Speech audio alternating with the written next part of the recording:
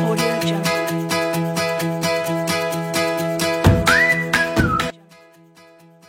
Bismillahirrahmanirrahim. Assalamualaikum warahmatullahi wabarakatuh. Bagaimana kabarnya semua, Ananda soleh dan soleha di rumah? Semoga kalian semua dalam keadaan sehat walafiat ya. Dan semoga di musim pandemi ini kalian harus tetap bersemangat walaupun kalian masih belajar di rumah dan luring terbatas. Oke, Masya Allah, kembali lagi bersama Bunda Husnul di materi pembelajaran pendidikan karakter hari ini. Oke, jadi materi hari ini yaitu masih tentang mengenali konsep diri. Nah, tetapi sebelum masuk ke materinya, jangan lupa baca doa sebelum belajar dulu ya. Bismillahirrahmanirrahim. Rabbi zidni ilman warzuqni fahman.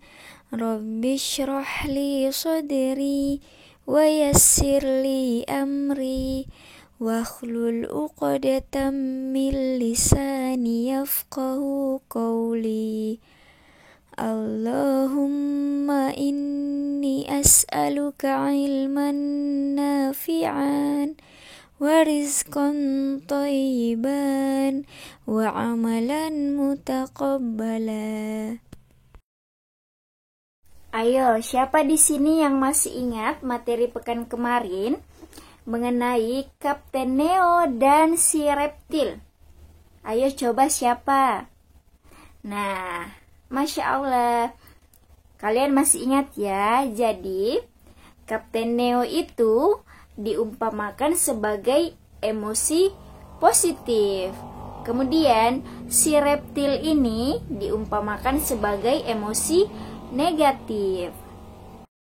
Contoh dari ekspresi Kapten Neo ini terdiri dari rasa gembira, rasa senang, rasa berbunga-bunga. Nah, kemudian contoh dari perasaan si reptil ini terdiri dari ekspresi sedih, ekspresi menangis, ekspresi marah, ekspresi kecewa, dan masih banyak lagi ya.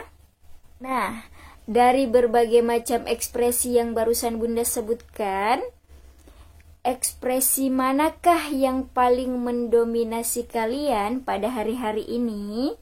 Pada hari-hari sebelumnya, apakah ekspresi bahagia atau senang?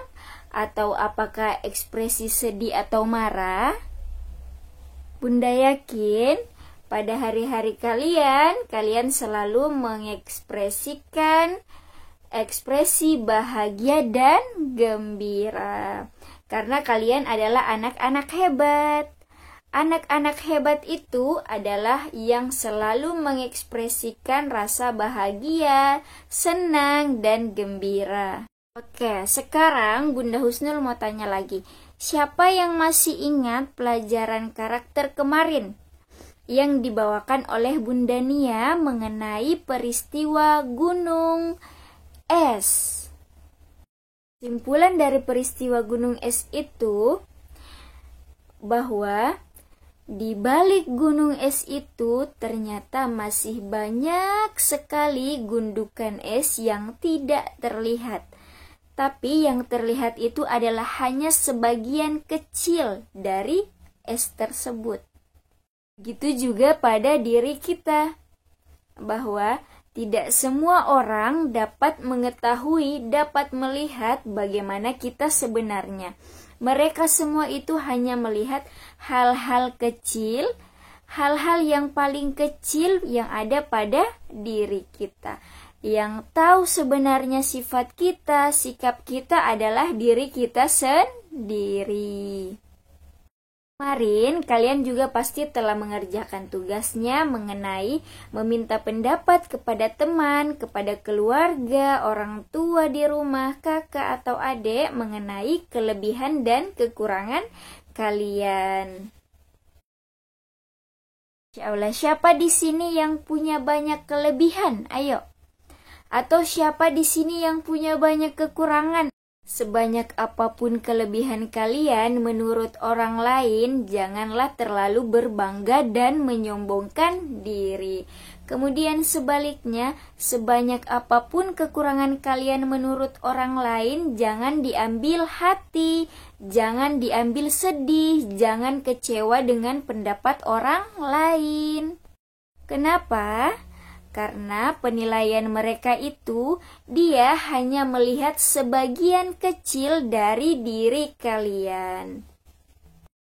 Jadi, anak soleh dan solehanya Bunda, apapun yang dikatakan orang lain, baik itu kekurangan dan kelebihan kalian, itu semuanya bisa dijadikan bahan masukan. Ambil yang baik dan buang buruknya. Anak soleh dan solehahnya Bunda, kalian tidak perlu terlalu lama memikirkan kenapa sih mereka menurut saya ini kok perilakuku kurang baik. Nah, tetapi kalian harus mengubahnya. Dengan penilaian buruk teman-teman atau keluarga itu bisa menjadi bahan evaluasi juga bagi Ananda soleh dan soleha untuk terus memperbaiki diri. Tugasnya adalah membuat proyek aku menurutku dan aku menurutmu. Jadi tugasnya ini ditulis di kertas berwarna ya. Kemudian ditulis dengan tulisan yang cantik dan semenarik mungkin. Nah, setelah itu difoto lalu dikirim di grup tugas. Selamat mengerjakan ya. Nah, kemudian jangan lupa tulis di bawahnya keterangan pendapat kalian akan kujadikan bahan evaluasi untuk kemajuan diriku. Syukron Ananda soleh dan soleha telah menyimak videonya. Wassalamualaikum warahmatullahi wabarakatuh.